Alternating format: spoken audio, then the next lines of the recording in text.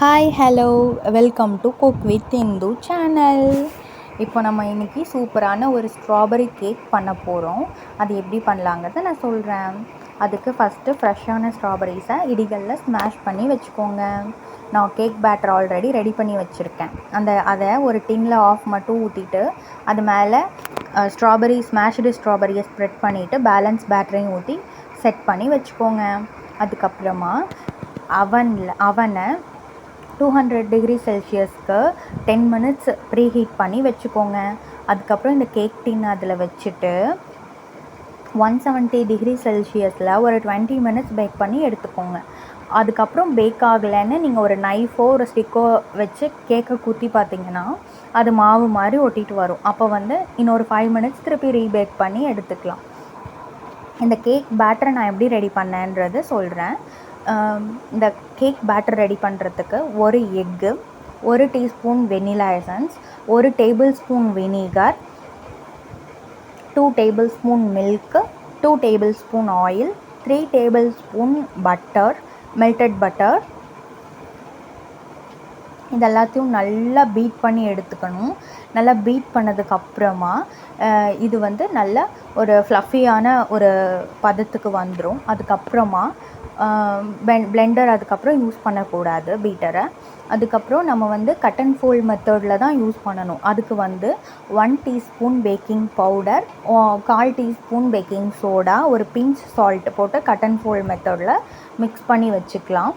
அதுக்கப்புறம் உங்களுக்கு என்ன மாவு வேணுமோ, மைதா மாவு, கோதுமை மாவு, ராகி மாவு, இதில் உங்களுக்கு என்ன மாவு வேணுமோ இல்லை ஆல் பர்பஸ் ஃப்ளோர் இந்த மாதிரி ஏதாவது யூஸ் பண்ணணுன்னா நீங்கள் 150 கிராம்ஸ் எடுத்துக்கோங்க.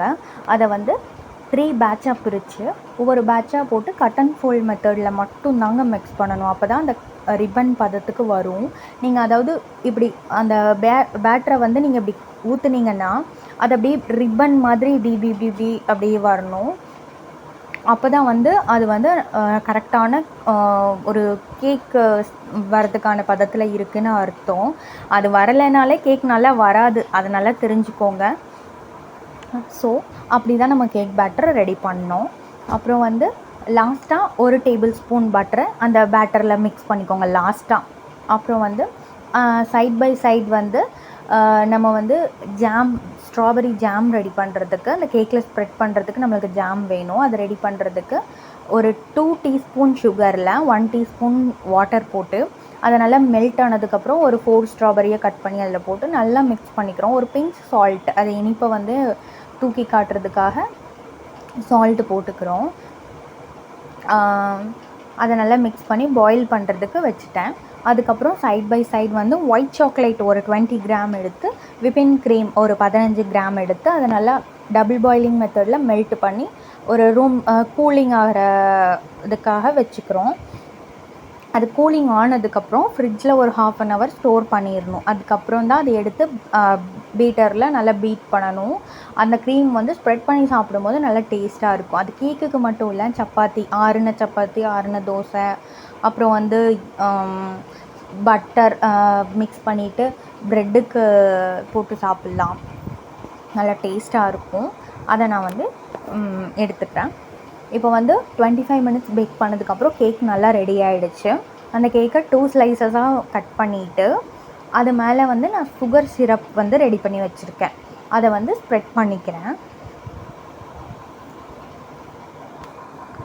சுகர் சிரப் நல்லா நிறையவே நம்ம சில பேர் காஃபி மிக்ஸ் பண்ணுவாங்க அதில். அது குழந்தைங்க சாப்பிட்றதுனால காஃபி பவுடர் மிக்ஸ் பண்ண வேண்டாம்.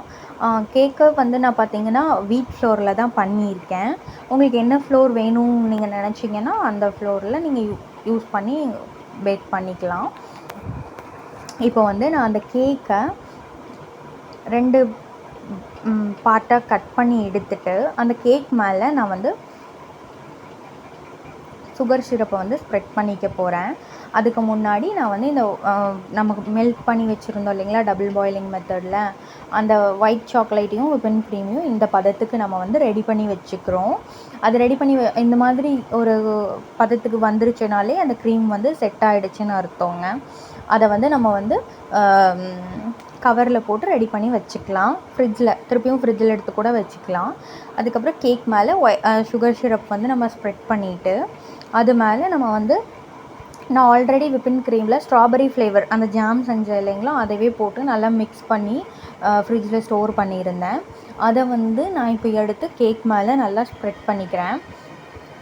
அதை நல்லா ஸ்ப்ரெட் பண்ணி ரெடி பண்ணிவிட்டு இன்னொரு லேயர் கேக்கையும் வச்சுட்டு திருப்பியும் நான் வந்து சுகர் சிரப் போட்டுட்டு அதுக்கு மேலேயும் திருப்பியும் க்ரீமை வந்து நான் செட் பண்ணிக்க போகிறேன்.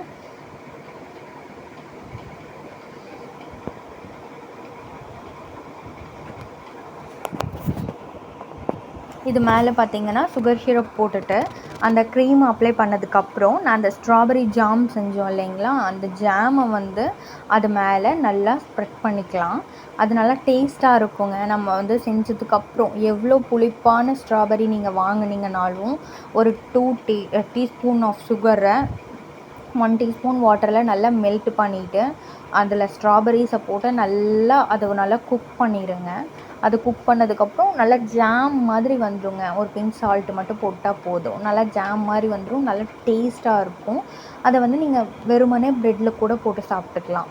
சப்பாத்தியில் வெளியில் ஜாம் வாங்கி கொடுக்கறத விட நம்மளே ப்ரிப்பேர் பண்ணி கொடுத்தோன்னா அது நல்லா ஹெல்த்தியாகவும் இருக்கும்.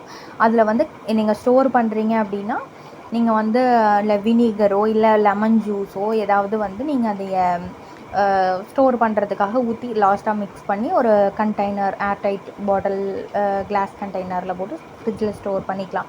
ஒரு 5 to 7 days 1 week வந்து நல்லா கெடாமல் பத்திரமா இருக்கும். 1 week ஒன்ஸ் வந்து நீங்கள் அதை ப்ரிப்பேர் பண்ணி வச்சுக்கலாம். இது வந்து நீங்கள் மேங்கோவில், அப்புறம் வந்து நாவல் பழத்தில், ஸ்ட்ராபெரியில், அப்புறம் வந்து நீங்கள் வந்து ரம்புட்டானில் கூட இந்த ஜாமை வந்து ப்ரிப்பேர் பண்ண முடியும். நான் இப்போ வந்து அடுத்த லேயர் கேக்கையும் போட்டு அது மேலே சுகர் சிரப் போட்டு அது மேலே க்ரீம் போட்டு அது மேலே வந்து இந்த ஸ்ட்ராபெரி ஜாமை போட்டு செட் பண்ணி எடுத்துக்கிறேன். அதுக்கு மேலே பார்த்திங்கன்னா ஃபுல்லாக க்ரீம் அப்ளை பண்ணி அதுக்கு வந்து ஃபுல்ஃபில் கொடுத்துட்றேன் நான் கேக்குக்கு. இதை வந்து நான் ஃப்ரிட்ஜில் ஒரு 1 to 1.5 hours ஸ்டோர் பண்ணி வச்சிடுறேன். அது வந்து ஒரு 1 to 1.5 hour கட்டாயம் ஸ்டோர் பண்ணணும். ஒரு 1 hour ஸ்டோர் பண்ணிவிட்டு அதுக்கப்புறம் நம்ம ஒயிட் சாக்லேட்டும் விப்பின் க்ரீமும் மிக்ஸ் பண்ணி வச்சுருந்தோம் இல்லைங்களா, பிளெண்ட் பண்ணி அதை வந்து இது மேலே டெக்கரேட் கொடுத்து, இது என்னோடய பொண்ணு தான், 5 years பொண்ணு தான் டெக்கரேட் பண்ணாங்க. இப்படி இருக்குதுன்னு நினச்சிக்காதீங்க. ஏன்னா குழந்தைங்கள நமக்கு குக் பண்ணும்போது இன்வால்வ் பண்ணால் தான் அவங்களுக்கு சாப்பிட்றதுக்கு ஒரு இன்ட்ரெஸ்ட் வரும். அவங்க தான் டெக்கரேட் பண்ணாங்க. ஃப்ரிட்ஜில் 1 hour செட் பண்ணி எடுத்துட்டேன். இப்போ இந்த க்ரீம் போட்டு அது மேலே அந்த ஸ்ட்ராபெரி ஜாமை போட்டுட்டு திருப்பி ஒரு 1/2 hour ஃப்ரிட்ஜில் செட் பண்ணி எடுத்துட்டு அதுக்கப்புறமா நம்ம ஸ்லைஸ் போட்டு சாப்பிட்லாங்க. உண்மையாலுமே சூப்பராக இருந்துச்சுங்க. நீங்களும் ட்ரை பண்ணி பாருங்கள். ட்ரை பண்ணி பார்த்துட்டு கமெண்ட்ஸில் சொல்லுங்கள். இது மாதிரி நிறைய வீடியோஸ்க்கு சேனலை சப்ஸ்கிரைப் பண்ணுங்கள், ஃபாலோ பண்ணுங்கள், ஷேர் பண்ணுங்கள், லைக் பண்ணுங்கள். Thank you so much. இதே மாதிரி நீங்கள் உங்கள் குழந்தையும் குக்கிங்கில் இந்த மாதிரி பேசிக் ஐட்டம்ஸில் இன்வால்வ் பண்ணுங்கள். தேங்க்யூ.